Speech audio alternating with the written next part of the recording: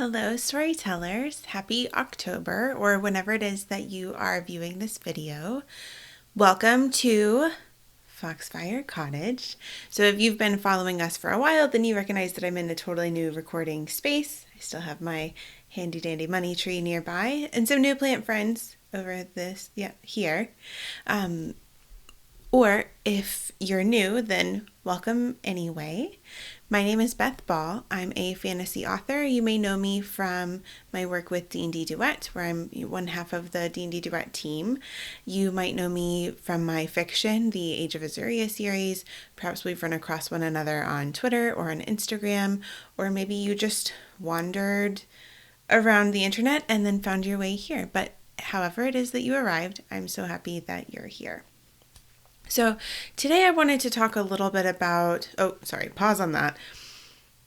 We're trying something new on this channel that I think will make more sense as I get further into today's discussion anyway, but for now, we're going to be calling it The Circle of Story, and I'm hoping that this will turn into semi-regular, if not regular videos from me and Jonathan talking about creativity and storytelling, really, whether you are the DM storyteller for a one-on-one D&D campaign, whether you are a new novelist or are working out some other way of creative expression. I'm hoping that this new series will help you. There have been so many creative mentors as well as incredible artists and writers who have inspired me along my way and along my journey as a creative, and I'm hoping to be able to share some of that and spread some of that to you as well. So last week on Friday, and again last night, I had the opportunity to sit down with a fellow writer, and I noticed this theme in my conversations with both of them that I've also been seeing come up again and again for myself across this year. And that theme is how powerful it is and how important it is for us to choose ourselves. And as writers, we can be really, really hard on ourselves. We have to do a lot of self-work to even get to the point where we want to put our work out into the world.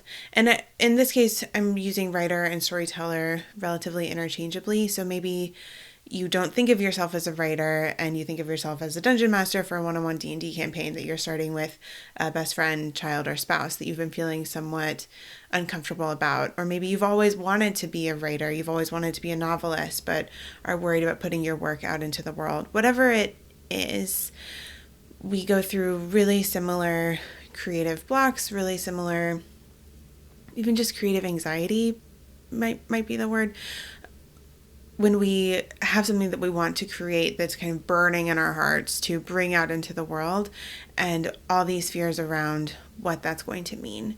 So on the one hand, you're probably more unkind to yourself than anyone else is going to be to you and your work. If that's not the case, that doesn't mean everyone's always going to love what it is that you do, but the rejection that we fear, that or whatever it is that you're worried about happening, probably no one else is going to be quite as mean and biting to you as you are often to yourself. And so again, that's an area of self-work that we each need to get comfortable with and spend some time on, because you and the stories that you want to bring into the world are so worth the telling, are so worth sharing, but we can't do that if we're too scared to allow ourselves to sit down and put fingers to keyboard or pen to paper, or to sit across from someone we care about and tell a story together with them.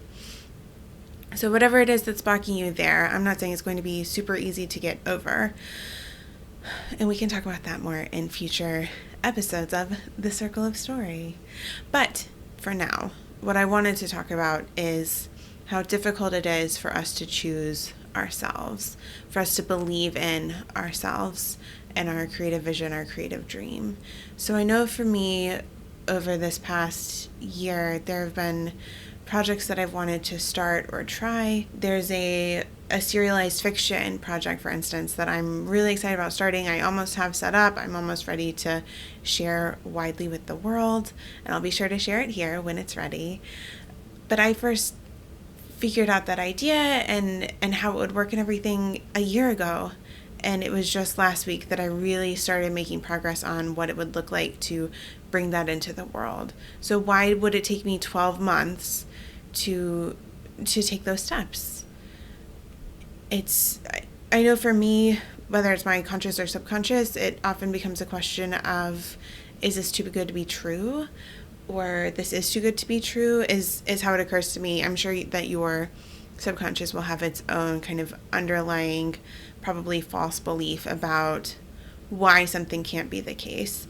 But we're so adept at protecting ourselves from disappointment, protecting ourselves from an overextension, from being vulnerable, from putting our dreams out into the world.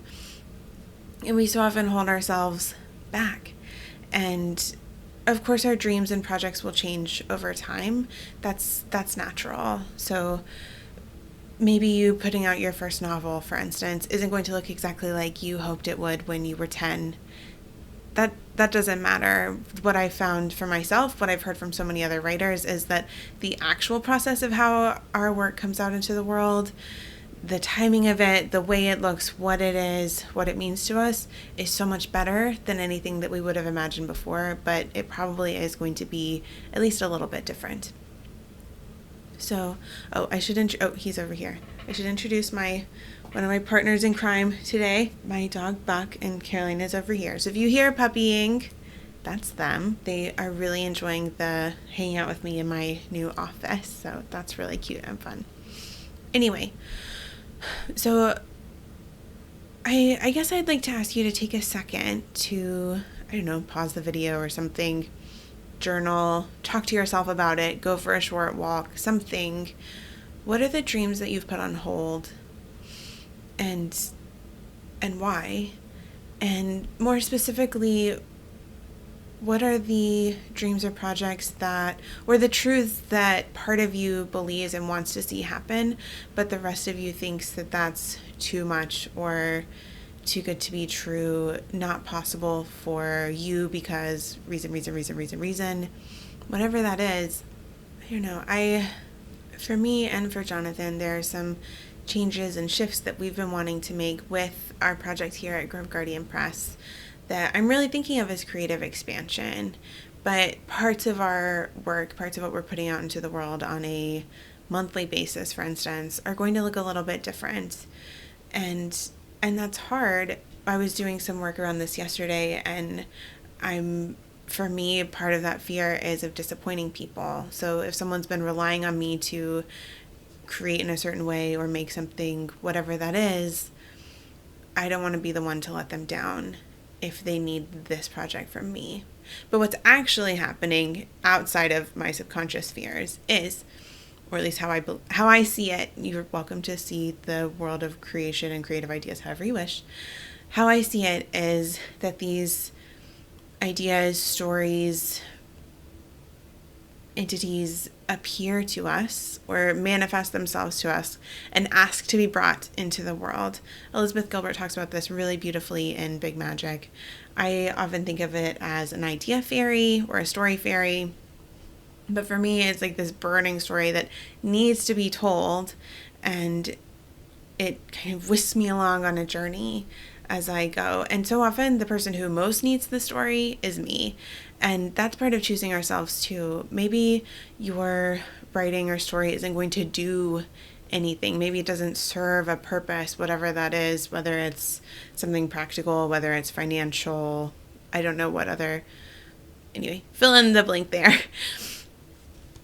But why do our stories have to be a certain way? Why can't it be enough that it helps and serves you, or that it helps and serves you and your partner, or you and close friends, or you and a few other people? Something I come back to often is thinking about the books that have meant so much to me throughout my life, and how I wouldn't be the person that I am. I don't know that I would have found myself and what I'm meant to be doing with my life if it weren't for those writers, for those stories, those books, the teachers who put them into my path. I mean, there are so many things that go into us figuring out who we are, who we're meant to be, what we're meant to be doing. But But with those things, I know that those writers experience the exact same emotions that you and I go through when we're creating something. The exact same fears, the exact same hesitations, the same imposter syndrome, all of that. But they create it anyway. And their creation then meant that we get to do the same, and we get to put new things out into the world. And I think that we have an obligation to later generations of storytellers, of writers, and however stories are going to look in the future. Maybe it won't be in novel form. That's fine. But we owe it to those who would be inspired by our work to do the self-work of overcoming our own fears and uncertainties and put that work out into the world. If thinking about it as creative obligation to future generation isn't helpful for you, then please just let that go. If that's too much weight, too much pressure, if it's not serving you, please just dismiss that part of our chat today. But what I want to say to you is that if there's something that you want to bring into the world, regardless, I think first get clear on what's stopping you, what underlying belief is standing in your way. And then if part of that belief is that it's impractical, it's not going to be the most worthwhile use of your time, any of those things, then I want to encourage you to choose yourself and to let that part go and let the story do the work that it's going to do, because each story we tell changes us. And that's really the work that we're doing at Grove Guardian, this work with the Circle of Story, all of that comes from, for me, a foundational belief in the power of stories and storytelling to change us, to change the way that we see the world around us, to change the way that we see, understand, and interact with other people. Stories are magical and transformative, but they can't do that transformational magic. They can't help us become who we're meant to be if we don't take the time to engage with them, if we don't take that first step out in bravery to at least take the chance on what that story could be. Something I keep telling myself is, what if your dreams were allowed to come true? What if instead of something being too good to be true, what if that were the reality? What if that were the situation that you wake up into every single day? That doesn't mean it's going to happen immediately. That doesn't mean that whatever your creative dream is going to be as equally possible for you as it is for someone else. I'm not trying to discount any of that. I'm just trying to ask you, or hopefully share with you, that at some point we have to choose ourselves and put our work out into the world, even if that work out into the world is just sitting across the table from someone else and telling a story, or whether that's you hitting publish on your first novel, whatever form that takes. And I really think it'll probably be a journey for you from small things to big things. Sometimes it can be as simple as purchasing that pretty journal that you really want and sitting down and writing just for you every single morning. Wherever you are in your journey,